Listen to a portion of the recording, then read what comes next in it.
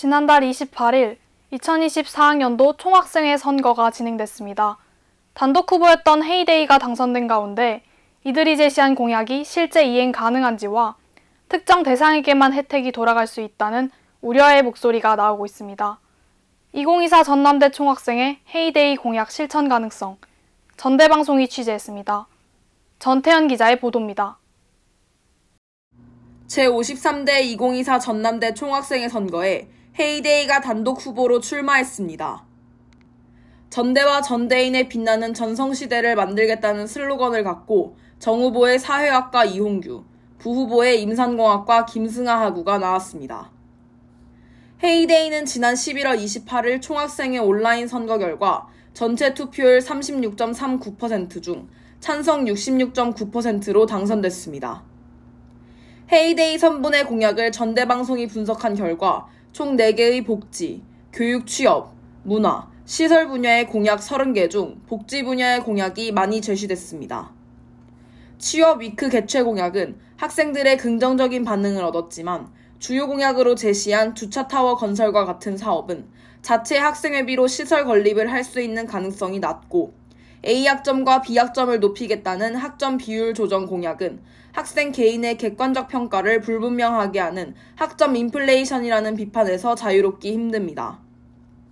특히 이 복지와 시설 분야의 공약은 기숙사 거주 학생과 차량 소지 학생에게 집중돼 있습니다.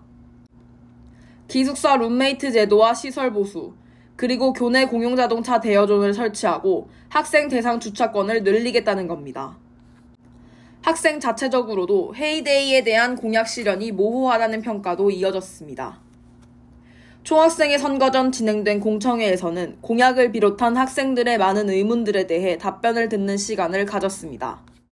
기숙사 신청 기준에 학점이 포함되는 것은 사실이나 방 배정과 관련해서 기숙사 신청이 완료된 이후에 신청에 성공한 사람들을 대상으로 이루어지는 것이 현재 체제입니다. 동반자들에게 모두 반선택 참여할 수 있는 권한을 주는 것이 아닌 한 명에게만 해당 권한을 주어 공평성을 맞출 수 있겠다는 생각을 하였습니다. 공청회 이후에도 학생들의 공약에 대한 의문은 이어졌습니다.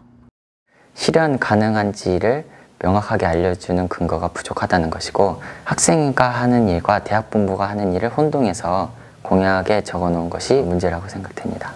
첫 번째는 주차타워 건설 어떤 돈으로 할 것인가 그 근거가 부족하고요. 또 어떻게 추가할 것인지 어디에 주차장 만들 것인지 얘기할 수 있어야 됩니다. 학생들의 우려에 대해 헤이데이는 학생회비와 예산 문제, 그리고 학점 비율 조정과 같은 공약들에 대해 학교 측과 충분한 소통이 이뤄졌다고 밝혔습니다. 학생회비가 예산적으로 차지하는 폭은 그렇게 크지가 않습니다. 학교 차원에서 받는 그런 발전기금 같은 것들도 최대한 확대해서 운용을 해볼 생각이고요. 어떤 축제성의 공약이나 행사 같은 경우에는 내년에는 그러한 외부 지원금도 더 큰 폭으로 많이 활용할 수 있을 거라고.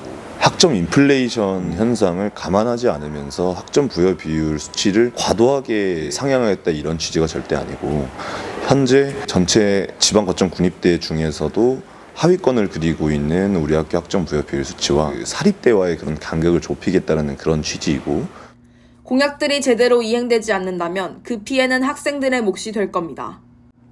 당선된 이후에도 학생 밀착형 공약이 될 수 있도록 학생들과도 끊임없이 소통해야 할 필요가 있어 보입니다.